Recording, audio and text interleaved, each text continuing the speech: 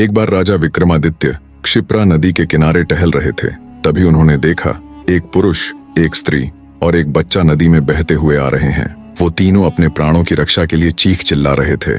उन्हें देख तुरंत राजा विक्रमादित्य नदी में कूद गए और अपने जादुई वीरों की मदद से उस दंपति और उस बच्चे को नदी से बाहर निकाल लाए। बाहर निकालकर जब राजा विक्रमादित्य ने उनसे इस पाप कृत्य का कारण पूछा तो आदमी ने बताया उन्होंने ये फैसला दरिद्रता से तंग आकर लिया था। वो उनके राज्य में ही रहने वाला एक निर्धन कुम्हार है। अब चूंकि राज्य के सभी लोग आत्मनिर्भर हो गए तो उन्हें काम मिलना बिल्कुल बंद हो गया। जब उन्हें खाने तक के लाले पड़ गए तब मजबूरी वश ये कदम उठाना पड़ा, क्योंकि अपनी बीवी बच्चों को भूख से तिलमिलाते देखना मौत से अधिक दुखदायी होता है। रोज रोज ये भयानक मंजर देखने से अच्छा तो एक बार के लिए मृत्यु की पीड़ा को ही सहन करना मुझे कहीं ज्यादा आसान लगा। गरीब कुम्हार की पूरी व्यथा जान राजा विक्रमादित्य अंदर तक सिहर उठे। उनके राज्य में किसी व्यक्ति की ऐसी दशा ये वाकई में हृदय को झकझोर देने वाला था।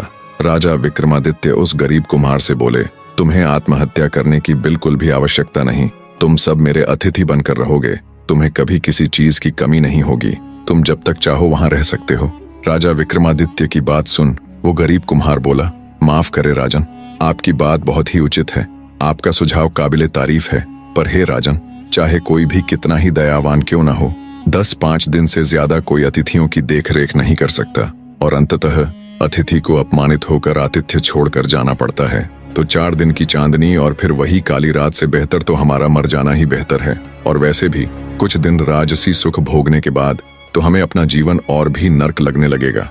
तब राजा विक्रमादित्य बोले, नहीं महोदय, ऐसा बिल्कुल भी नहीं है। आप जब तक चाहे तो अपनी पूरी जिंदगी भी हमारे अतिथि घर में रुक सकते हैं। आपकी सेवा में किसी प्रकार की कोई कमी नहीं आएगी। राजा विक्रमादित्य के इतना कहने पर वो गरीब कुम्हार परिवार सहित अतिथि घर में आकर रहने लगा। राजा विक्रमादित्य ने उनकी सेवा के लिए नौकर चाकर तैनात कर दिए, जो हर समय उनकी हर जरूरत को पूरा करने के लिए वहां मौजूद रहते। कुम्हार और उसके परिवार के दिन अब बड़े ही सुख के साथ बीतने लगे। उन्हें किसी भी चीज की कोई कमी न थी, लेकिन वे जहां रहते उस स्थान को बिल्कुल भी साफ सुथरा नहीं रखते।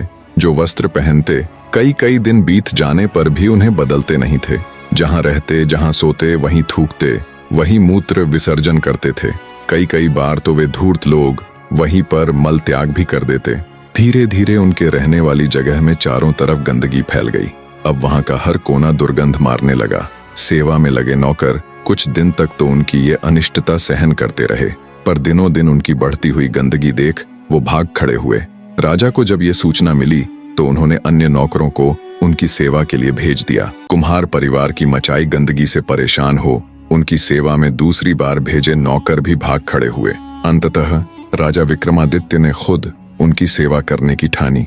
अब वो हर समय उस कुम्हार परिवार के साथ रहने लगे। उनका हर काम, उनकी हर इच्छा वो खुद पूरी करने लगे। कमरे से उठती उस भयंकर दुर्गंध से उनका सिर फटा जाता, पर फिर भी राजा विक्रमादित्य बड़े ही सहज भाव के साथ उनकी सेवा में लगे रहते। कई बार तो कुम्हार उनसे अपने पैर तक दबवाते और राजा विक्रमादित्य एक राजा होते हुए भी बिना किसी संकोच के उनके पैर तक दबाते। ऐसे ही कई दिन बीत गए। जब कुम्हार परिवार ने देखा कि राजा विक्रमादित्य तो उनकी सेवा में बिल्कुल अडिग है और वे बिना किसी रोक टोक के उनके दिए हर काम को करते हैं, तो उन्होंने हर वो कोशिश की जिससे राजा विक्रमादित्य अपना आपा खोकर उनके साथ दुर्व्यवहार करने पर मजबूर हो जाए। पर हुआ इसका बिल्कुल उल्टा। जितना उनका व्यवहार खराब होता गया, विक्रमादित्य का व्यवहार उनके प्रति उतना ही नर्म होता चला गया। अंततः एक दिन कुम्हार परिवार ने विक्रमादित्य को उकसाने के लिए अपने पूरे शरीर पर अपना मलमूत्र लेप लिया और विक्रमादित्य को उसे साफ करने का हुक्म दिया। विक्रमादित्य ने जब उनका वो हाल देखा तो वो बिना किसी संकोच के उनकी सफाई करने के लिए उनकी तरफ बढ़े, पर जैसे ही वो उनके पास गए तभी एक दिव्य प्रकाश के साथ पूरा कुम्हार परिवार अपने असली रूप में आ गया। दरअसल वो कोई निर्धन कुम्हार नहीं, बल्कि खुद वरुण देव थे, जो अपने परिवार सहित राजा विक्रमादित्य की परीक्षा लेने के लिए आए हुए थे। विक्रमादित्य के इस सहज व्यवहार से वे बड़े प्रसन्न हुए। उन्होंने विक्रमादित्य को वर दिया कि अब उनके राज्य में कभी सूखा नहीं पड़ेगा, बल्कि पहले की भांति अब फसल की पैदावार दोगुनी हो जाएगी। ये वरदान देकर वे अंतर्धान हो गए। इतनी कथा कहकर चौथी पुतली कामकंदला बोली, सुना राजा भोज, ऐसे थे राजा विक्रमादित्य। अगर तुम उनकी जगह पर होते तो क्या ऐसा कर पाते? अगर है तुम्हारे अंदर भी इतना धैर्य कि तुम अपने अतिथि का मल त्याग तक साफ कर सको, तो बेशक तुम इस सिंहासन पर विराजमान हो सकते हो। चौथी पुतली कामकंदला की बात सुन एक बार फिर से बेचारे राजा भोज की बोलती बंद हो जाती है और वो चुपचाप वहां से चले जाते हैं। राजा विक्रमादित्य की ये कथा सुन पूरा राज दरबार उनकी वाहवाही कर रहा था। अगले दिन फिर से राजा भोज हर रोज की तरह सिंहासन पर विराजमान होने के लिए आते हैं, पर जैसे ही वे सिंहासन के निकट पहुंचे, एक बार फिर सिंहासन से दिव्य प्रकाश के साथ एक और पुतली प्रकट हुई। दिव्य सिंहासन से प्रकट हुई पांचवी पुतली का नाम लीलावती था। लीलावती और राजा भोज के मध्य फिर वही बात सवाल जवाब हुए और अंततः पांचवी पुतली लीलावती भी महान राजा विक्रमादित्य की एक और कथा का बखान करना शुरू करती है। तो सुनो राजन।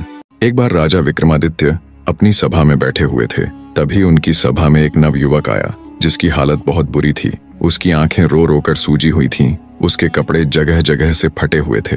वो राजा विक्रमादित्य के पैरों में गिर गया और जोर जोर से रोते हुए कहने लगा, दया कीजिए महाराज, मैं एक दुखियारा हूँ जो आपकी शरण में आया हूँ। इस समस्त धरा पर केवल आप ही है जो मेरी मदद कर सकते हैं। राजा विक्रमादित्य ने पहले उसे खड़ा किया, फिर उसकी इस दुर्गति का कारण पूछा, पर नवयुवक बिना कुछ कहे सुने बस रोए ही जा रहा था। तब राजा विक्रमादित्य बोले, तुम्हारे ऐसे रोने से तो तुम्हारी समस्या का कोई हल निकलने से रहा। थोड़े शांत हो जाओ और अपनी पूरी व्यथा मुझे बताओ, मैं तुम्हारी मदद करने की हर संभव कोशिश करूंगा। तब उस नवयुवक को थोड़ा धीरज बंधा और सुबकते हुए उसने अपनी व्यथा सुनानी प्रारंभ की। महाराज, मेरा नाम बलदेव है, मैं कलंजर नगर का वासी हूँ। कुछ समय पहले तक मैं भी अपना जीवन बड़े ही आनंद के साथ व्यतीत कर रहा था। न कोई चिंता फिक्र थी, न किसी का कोई लेना देना। पर एक दिन जब मैं हमेशा की भांति अपने खेतों को जा रहा था, तब मुझे रास्ते में एक बंजारा मिला। बातों बातों में उसने मुझे बताया कि इन दिनों अमरावती नगर के राजा की लड़की राजकुमारी वैजयंती का स्वयंवर चल रहा है। वो इतनी सुंदर है कि तीनों लोकों में उस जैसा दूसरा कोई नहीं। वो स्वयं कामदेव की संतान है। आगे उसने मुझे बताया कि अब तक हजारों राजा महाराजा उसके स्वयंवर में उससे विवाह हेतु जा चुके हैं, जिनमें से कुछ जलकर खाक हो गए तो कुछ पागल हो गए। महाराज, बंजारे की ये बात सुन मुझे बड़ा कौतुक हुआ और मेरे आश्चर्य की सीमा बढ़ गई। राजा विक्रमादित्य भी नौजवान के द्वारा सुनाई जाने वाली उसकी व्यथा पूरी दिलचस्पी के साथ सुन रहे थे।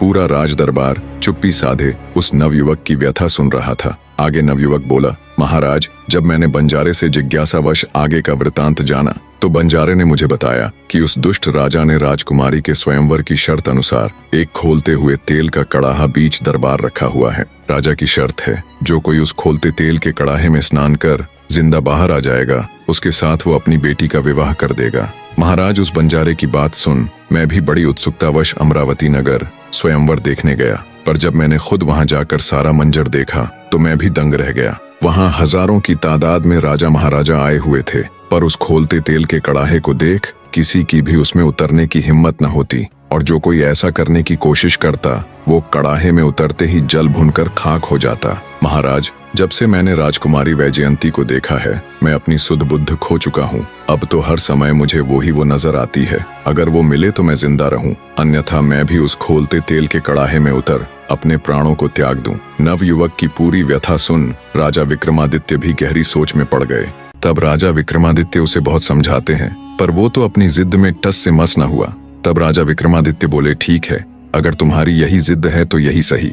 वे उसे स्नान आदि करने को बोलते हैं। जब शाम हुई तो राजा विक्रमादित्य ने रंगशाला में एक उत्सव करवाया, जिसमें एक से बढ़कर एक सुंदर नर्तकी को बुलाया और उस नवयुवक से बोले, यहाँ एक से बढ़कर एक सुंदर नर्तकी है, तुम इनमें जिस भी नर्तकी के ऊपर हाथ रखोगे वही तुम्हारी हो जाएगी। बस राजकुमारी वैजयंती का ख्याल अपने दिल से निकाल दो। राजा विक्रमादित्य की बात सुन नवयुवक बोला, माफ करे राजन, शेर अगर कुछ दिन भूखा रह जाएगा तब भी वो घास नहीं खाएगा। उसी तरह मुझे भी शिवाय राजकुमारी वैजयंती के किसी दूसरी स्त्री की इच्छा नहीं है। जब हर प्रकार से कहने सुनने के बाद भी नवयुवक नहीं माना तो राजा विक्रमादित्य बोले, ठीक है, अगर तुम्हें राजकुमारी वैजयंती ही चाहिए तो कल हम तुम्हें साथ ले अमरावती नगर जाएंगे। अब तुम आराम करो। सुबह हुई तो राजा विक्रमादित्य उस नवयुवक को अपने संग ले अमरावती नगर की तरफ चल पड़ते हैं। पहुंचे तो देखा वहां एक से बढ़कर एक राजा महाराजा का तांता लगा हुआ है, पर कोई भी उस कड़ाहे में उतरने की हिम्मत नहीं कर रहा है। तब राजा विक्रमादित्य आगे आए और राजकुमारी के पिता से बोले, मैं राजकुमारी वैजयंती के स्वयंवर की शर्त अनुसार इस खोलते तेल के कड़ाहे में स्नान करने के लिए तैयार हूँ, पर मेरी भी एक शर्त है। अगर मैंने आपकी शर्त पूरी कर दी तो आपको अपनी लड़की का विवाह मेरे साथ आए इस नवयुवक से करना होगा। विक्रमादित्य की बात से राजा तुरंत सहमत हो गया। राजकुमारी वैजयंती भी बड़ी दिलचस्पी के साथ ये सारा माजरा देख रही थी। दरअसल वो बेचारी भी अपने क्रूर पिता की इस नामुमकिन सी स्वयंवर शर्त से बहुत परेशान थी। उसे तो लग रहा था कि वो आजीवन कुंवारी ही रह जाएगी। वहां मौजूद सभी राजा महाराजा दम साधे इस मंजर को देखने के लिए उतावले हो रहे थे। तभी राजा विक्रमादित्य ने अपने जादुई वीरों को याद किया और उन्हें हुक्म दिया कि जब मैं इस तेल के कड़ाहे में उतर जाऊं, तुम तुरंत मेरे ऊपर अमी की बोतल से छिड़काव कर देना। अपने अदृश्य वीरों को ये हुक्म दे राजा विक्रमादित्य तुरंत उस खोलते तेल में चले गए। जैसे ही वो भुने तो उनके कहे अनुसार उनके एक वीर ने उनके ऊपर अम्मी का छिड़काव कर दिया, जिससे वो बिल्कुल कुशल मंगल उस खोलते तेल के कड़ाहे से बाहर आ गए। खोलते तेल के कड़ाहे में से जब राजा विक्रमादित्य जिंदा और बिल्कुल सही सलामत बाहर आए तो हर कोई हैरान था। पूरे राज दरबार में तालियों की गड़गड़ाहट थी। राजकुमारी वैजयंती की खुशी का कोई ठिकाना नहीं था कि आखिरकार कोई तो ऐसा आया जिसने उसके स्वयंवर की शर्त को पूरा किया। राजकुमारी के पिता ने स्वयंवर और राजा विक्रमादित्य की शर्त अनुसार अपनी बेटी राजकुमारी वैजयंती का विवाह उस नवयुवक के साथ कर दिया और उसे बहुत सारी धन दौलत व नौकर चाकर भी दिए।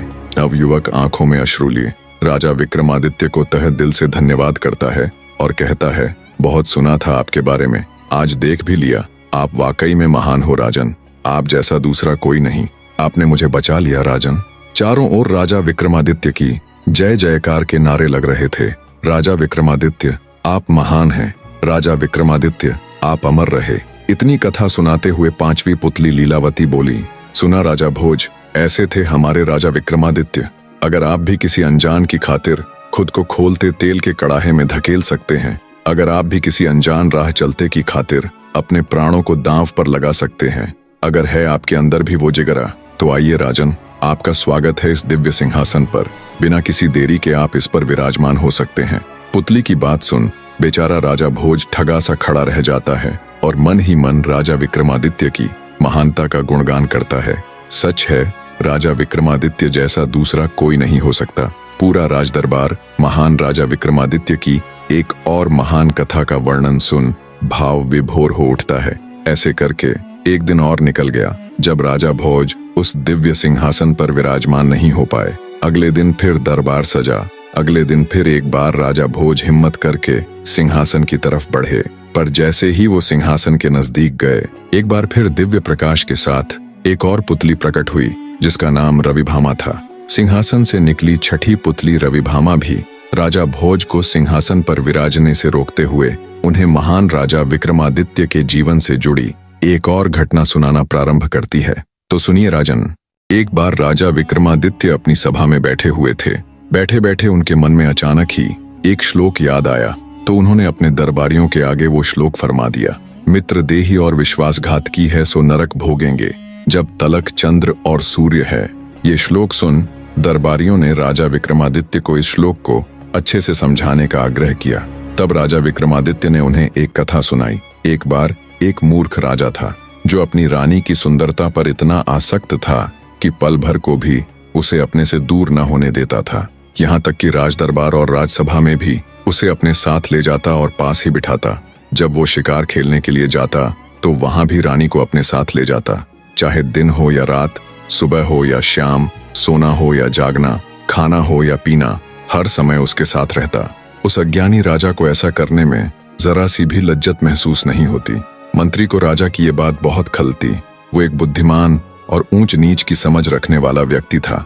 उसने अपने मन में ठाना कि कैसे भी करके वो राजा की इस आदत को छुड़वाएगा। एक दिन राजा को अकेला पाकर मंत्री उसके पास आया और सिर को झुकाते हुए हाथ जोड़कर खड़ा हो गया। उसने राजा से विनती की, अगर आप मुझे जीवन दान दे दें तो मैं एक बात कहूँ। मंत्री की बात सुन राजा थोड़ा सकुचाते हुए बोला, हाँ कहो, क्या बात है। आश्वासन पा मंत्री ने बोलना शुरू किया, महाराज, हर वक्त आप रानी के संग शोभा नहीं देते। इससे राजकुल की मान मर्यादा को बहुत क्षति हो रही है। देश देश के राजा आप पर हंसते हैं और कहते हैं, राजा को तो रानी का सौंदर्य इतना भा गया कि वो उसे पल भर भी अपनी आंखों से ओझल नहीं होने देता। महाराज, अगर रानी आपको इतनी ही प्यारी है तो उनका एक चित्र बनवाकर अपने पास रख लीजिए, जिसे आप जब भी रानी की याद आए देख लिया कीजिएगा। मंत्री की बात राजा के मन को भा गई। उसने तुरंत मंत्री को किसी योग्य चित्रकार को बुलाने के लिए कहा। मंत्री ने राजा के कहे अनुसार एक बहुत ही योग्य चित्रकार को राजमहल बुला लिया। वो चित्रकार इतना योग्य था कि चित्रकारी के साथ साथ ज्ञान विद्या में भी निपुण था। उसने अपनी विद्या से रानी का एक अद्भुत चित्र बना दिया। जब राजा ने वह चित्र देखा तो वह चकित रह गया। चित्रकार ने रानी के सौंदर्य की हर सूक्ष्मता को इतनी बारीकी से उकेरा था कि राजा स्तब्ध था।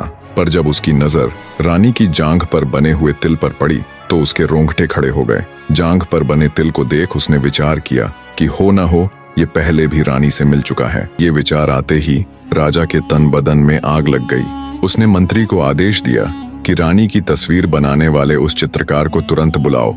उससे कहना राजा तुम्हारी कारीगरी से खुश होकर तुम्हें इनाम देना चाहते हैं। राजा का हुक्म पाकर मंत्री ने तुरंत उस चित्रकार को फिर से राजमहल बुलवा लिया।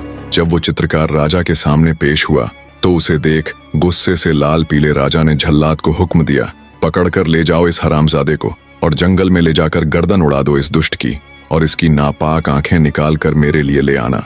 ये सुनते ही चित्रकार सहित वहां मौजूद मंत्री के भी पैरों नीचे से जमीन खिसक गई। चित्रकार गिड़गिड़ाया, पर बिना उसकी सुने झल्लाद उसे लेकर जंगल चल दिया। ये सारा माजरा देख मंत्री भी उनके पीछे पीछे जंगल की ओर हो लिया। उसने सोचा, कैसा दुष्ट राजा है जो इतने योग्य इतने होनहार नवयुवक को यूं बिना किसी वजह मृत्यु दंड दे रहा है। कुछ दूर चलने पर मंत्री ने झल्लाद से कहा, तुम इसे छोड़ दो और किसी मृत हिरण की आंखें निकालकर राजा को दे देना। झल्लाद ने मंत्री का कहा मान लिया और वैसा ही किया। मंत्री डरते डरते उस चित्रकार को अपने साथ अपने घर ले गया। समय अपनी गति के साथ बीतने लगा। एक दिन उस राजा का लड़का, जिसने अभी अभी जवानी में कदम रखा था, शिकार खेलने के लिए अकेला ही जंगल की तरफ चल निकला। जब वो जंगल के अंदर गया तो उसे एक शेर की गुर्राहट सुनाई दी। शेर की आवाज सुन राजा का लड़का घबरा गया और घोड़े से उतर भागकर एक वृक्ष पर चढ़ गया। जब तक वो वृक्ष पर चढ़ा इतने में शेर भी वहां आ पहुंचा। राजकुंवर ने जब वृक्ष पर चढ़कर देखा तो वहां ऊपर एक रीछ बैठा हुआ था। मारे भय के कुंवर के प्राण सूख गए। उसे घबराया देख रीछ बोला, डरो मत कुंवर, तुम मेरी शरण में आए हो। मैंने तुझे जीवन दान दिया। अब बिना किसी भय के तू आनंद के साथ यहाँ आराम कर। थोड़ी देर बाद रीछ बोला, रात होने वाली है। ऐसा करते हैं हम दोनों बारी बारी पहरा देते हैं। पहले आधी रात तक मैं पहरा दूंगा, जब तक तुम सो लेना, और आधी रात के बाद तुम्हारी बारी। रीछ की बात से कुंवर खुशी खुशी सहमत हो गया। इस तरह राजकुंवर सोने लगा और रीछ पहरा देने। तब वृक्ष के नीचे खड़ा शेर रीछ से बोला, मेरी बात सुन, तू क्यों अज्ञानी हो रहा है? क्यों इस मनुष्य की तरफदारी कर रहा है? अरे ये तो शुरू से ही हमारे भक्षक रहे हैं। हम फिर भी जंगल में रहने वाले जीव हैं। तू क्यों इसकी खातिर दुश्मनी का बीज बो रहा है? एक काम कर, इसे नीचे फेंक दे। हम दोनों इसे खाकर अपनी भूख मिटा लेंगे। ऐसा अवसर फिर नहीं मिलने वाला।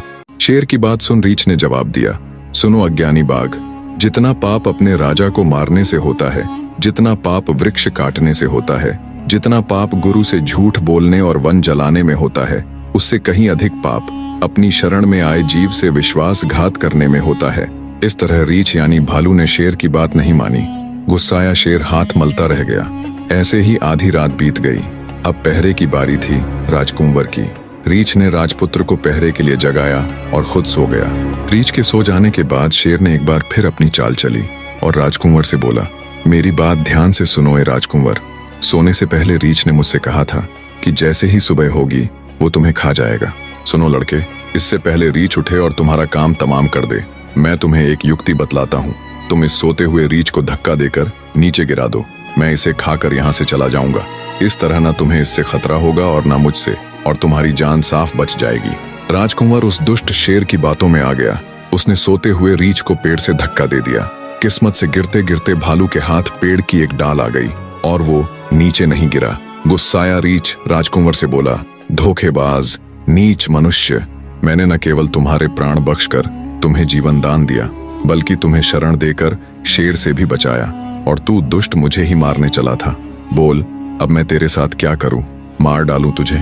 रीछ की बात सुन राजकुंवर की जान हल्क में आ गई। तब रीछ बोला, सुने धूर्त लड़के, मैं तुझे जान से तो नहीं मारूंगा, पर तुझे इसकी सजा अवश्य दूंगा। इतना कहकर रीछ ने राजकुंवर के कान में मूत दिया, जिससे वो गूंगा और बहरा हो गया। अर्थात ना वो अब कुछ बोल सकता था और ना ही कुछ सुन सकता था। सुबह हो चुकी थी। शेर वहां से चला गया। राजकुमार जब राजमहल पहुंचा तो उसकी ऐसी हालत देख राजा को तो जैसे सांप सा लड़ गया। अच्छा भला तो गया था, ये क्या हो गया इसे। रानी ने भी जब अपने पुत्र की ऐसी हालत देखी तो वो भी दहाड़े मार मार रोने लगी। राजा ने दूर दूर से अनेकों वैद्यों से लेकर झाड़ फूंक करने वाले, मंत्र तंत्र करने वाले और अनेकों विद्वान पंडित बुलाए, पर कोई भी राजा के लड़के को ठीक ना कर पाया। राजा अब हर समय इसी चिंता में रहने लगा। राजा को गहरी चिंता में डूबे देख एक दिन उसका मंत्री उससे बोला, महाराज, मेरी पुत्र वधू एक योगी की चेली रह चुकी है। अगर आप कहें तो राजकुमार को देखने के लिए मैं एक बार उसे भी बुलाकर देखूं। मंत्री की बात सुन राजा बोला, ये काम तो तुम्हें बहुत पहले करना चाहिए था। एक हल्की सी उम्मीद के साथ राजा ने तुरंत अपने मंत्री को उसकी पुत्र वधू बुलाने का हुक्म दिया। राजा के हुक्म से मंत्री अपने घर आया और उसी विद्वान चित्रकार को ये सारा माजरा कह सुनाया और बोला, तुम्हें स्त्री के रूप में मेरे साथ राजमहल चलना है और राजकुमार का इलाज करना है। मंत्री ने चित्रकार की जान बचाई थी, सो वो तुरंत राजमहल चलने के लिए तैयार हो गया। स्त्री का वेश धारण कर, स्त्रियों जैसे कपड़े पहन चित्रकार मंत्री के साथ राजमहल की तरफ चल पड़ा। जब चित्रकार मंत्री संग राजमहल पहुंचा तो राजा ने अपने बेटे को बुलवा लिया। अब चूंकि चित्रकार ने अपना पूरा मुंह ढका हुआ था तो राजा उसे पहचान नहीं पाया। स्त्री रूप धारण किए चित्रकार ने राजा से कहा, अपने लड़के को नहलाकर चौके पर बिठा दो। राजा ने देर न करते हुए तुरंत वैसा ही किया। जब राजा का लड़का नहाकर चौके पर बैठ गया, स्त्री वेश में चित्रकार उसके पास गया और बोला, जो मैं कहूँ ध्यान से सुनना। विभीषण बड़ा शूरवीर था, पर वो अपने भाई से दगा कर श्री राम जी से जा मिला और अपने भाई रावण का सारा राज खोल दिया।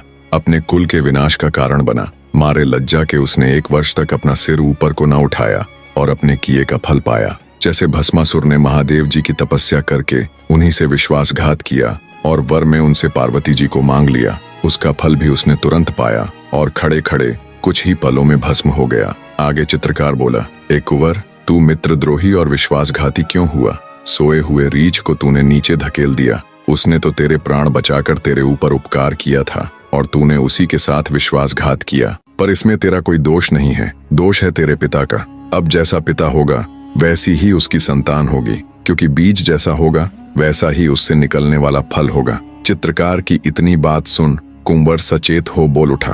तब राजा बोला, ए सुंदरी, सच बताना, तुम्हें वन के जानवर का कैसे पता चला? तब चित्रकार बोला, जैसे मुझे रानी के जांघ के तिल का पता चला वैसे ही जंगल के जानवर का पता चला। इतनी बात कहकर चित्रकार स्त्री वेशभूषा को त्याग कर अपने असली रूप में आ गया। सारी सच्चाई जान राजा तुरंत उस चित्रकार के कदमों में गिर पड़ा। उसने चित्रकार से माफी मांगी और उसे अपना आधा राज्य देते हुए उसे अपना मंत्री भी नियुक्त कर दिया। राजा विक्रमादित्य ने जब ये कथा सुनाई, पूरे दरबार में तालियों की गड़गड़ाहट गूंज उठी। इतनी कथा कह छठी पुतली रविभामा बोली, सुना राजा भोज, ऐसे थे हमारे राजा विक्रमादित्य। वो न केवल साहसी और पराक्रमी थे, बल्कि एक विद्वान पुरुष भी थे। वो न केवल एक पारखी बुद्धि के मालिक थे, बल्कि ऊंच नीच की समझ रखने वाले व्यक्ति भी थे। अगर है तुम्हारे पास भी कोई ऐसा किस्सा, कोई ऐसा फैसला जो तुमने आज तक किया हो, तो सुनाओ राजन, मैं सुनने के लिए बेसब्र हूँ। छठी पुतली रविभामा की बात सुन एक बार फिर राजा भोज अपने पैर पटकते हुए बिना कुछ कहे सुने राजसभा से चले जाते हैं। अगले दिन फिर से राजसभा बैठी। राजा भोज एक बार फिर नए दिन नई उम्मीद के साथ सिंहासन पर बैठने को उतावले हो सिंहासन की तरफ बढ़े। पर जैसे ही वो सिंहासन के नजदीक पहुंचे, एक बार फिर दिव्य प्रकाश के साथ एक और पुतली सिंहासन से प्रकट हुई। सिंहासन से प्रकट होने वाली 7वीं पुतली का नाम था कौमुदी। राजा भोज को रोकते हुए सवाल जवाब होने के बाद अनंत सिंहासन से निकली 7वीं पुतली कौमुदी भी महान राजा विक्रमादित्य की एक और कथा का बखान करना शुरू करती है।